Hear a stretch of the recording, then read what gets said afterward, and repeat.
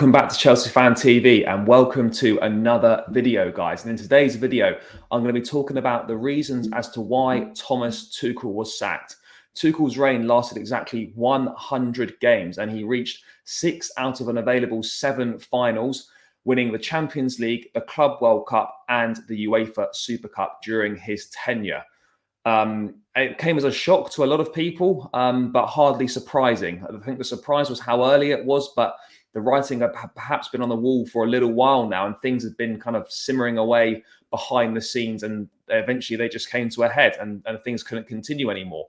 But for me, one of the reasons, and it's a contributing reason, it's not the sole reason, and it's cliche, but football is a results-based business. In Tuchel's first 50 games in charge, Chelsea conceded 24 goals with 31 clean sheets. However, in the second 50, 53 goals were conceded with just 18 clean sheets. And to go along with that, there had been no back-to-back league wins since March, and there had been no clean sheet in the league at home since April. Now, that is an alarming downturn in form. Whatever way you look at it, it's not agenda, it's just facts. You know, under Thomas Tuchel, we had been going on a downward trajectory for a number of games now, a number of weeks, a number of months.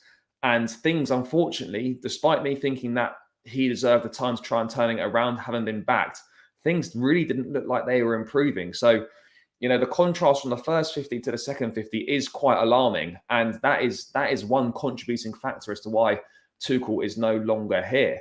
I mean, for me, another reason, again, is he seemed to have lost the dressing room. I know it's a classic saying in football, but he seemed to have lost a number of senior players not seeming happy around the place. You know, the relationship with the players changing. A lot of players wanting out of Stamford Bridge this summer. Not all of those players being able to leave. You know, the likes of Christian Pulisic, the likes of your Hakim Ziyech's as well, clearly wanted out but weren't able to leave. And it's very difficult to work with players at the club who don't want to be there.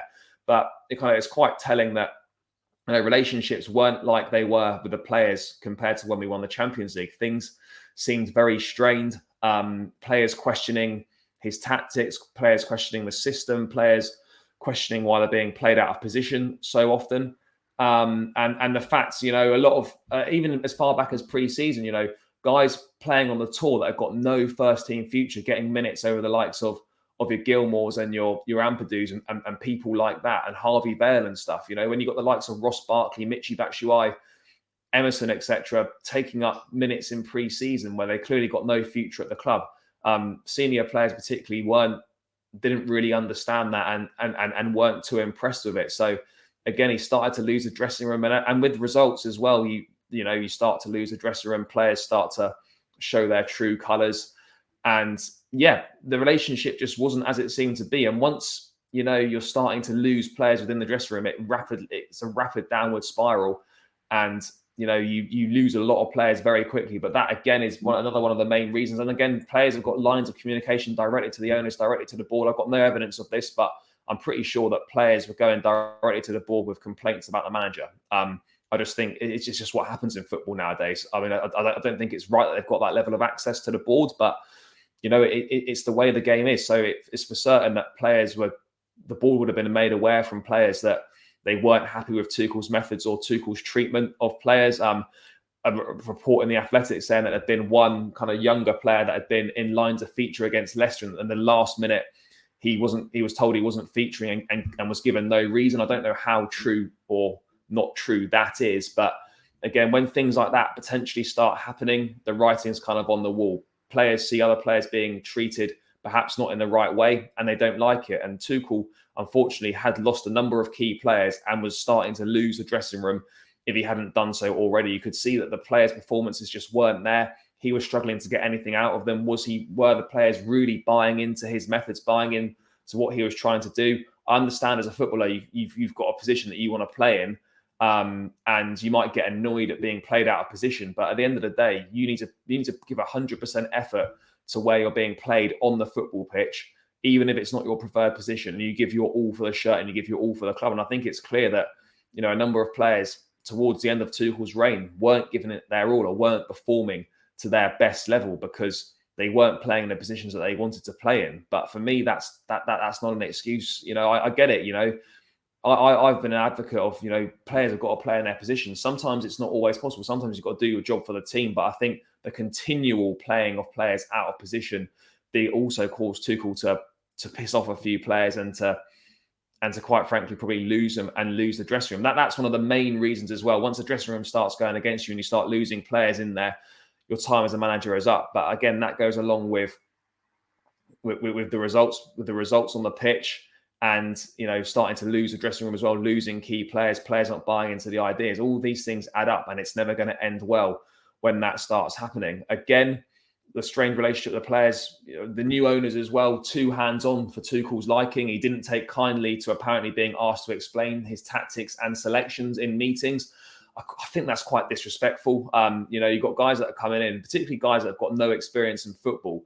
You can't come in and then just start questioning the manager as to why he's doing certain tactics and certain team selections. It's quite degrading. It's quite disrespectful, and it's not something that those owners should be focusing on. So I can understand why Tuchel would have been pissed off and pretty fuming about that. But again, the lack of a structure above him as well, another key reason for me. When Tuchel first came in, took over from Frank Lampard, he had a clear, defined role. He was the first team coach, and he solely focused on matters on the pitch and improving the team. And it's no wonder that within 5 months of taking over, we'd won the Champions League, and he basically done his best body of work within that structure, with Marina Granovskaya in charge of transfers and Petr Cech, the technical director. Tuchel's relationship with Cech was particularly key as well. It was a very strong relationship. Cech was a regular down at the training ground at Cobham. He was kind of the go-to guy that linked departments together. And losing him was a big loss. Not only was it a loss on a personal level for Tuchel because they had a great relationship, but it was also a loss on a level that there was no go-to guy between Tuchel and the board. Marina had gone, and Cech had gone as well, and no new director of football had been brought into place. So it meant that Tuchel had to take on extra responsibilities, with Todd Boehly acting as interim sporting director.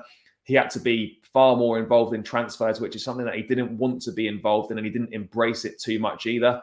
He didn't like the fact that he had to step up and provide football expertise to the board, who didn't have any football expertise themselves. And you can see kind of the dual role really started straining him as early as pre-season. There was rumblings about him not being happy with the state of the pitch in Los Angeles, not being pleased with the amount of traveling that took place on the tour, having to train in the heat of Orlando. I know these things aren't Todd Boehly's fault per se, but it's kind of things that, if things are going well, that you don't really feel the strain of them. But when things aren't going so well, it's little things that add up and kind of mount up as well. So just a few things there. But again, I think the key one was after the Arsenal result, saying that the team may not be ready for the season ahead.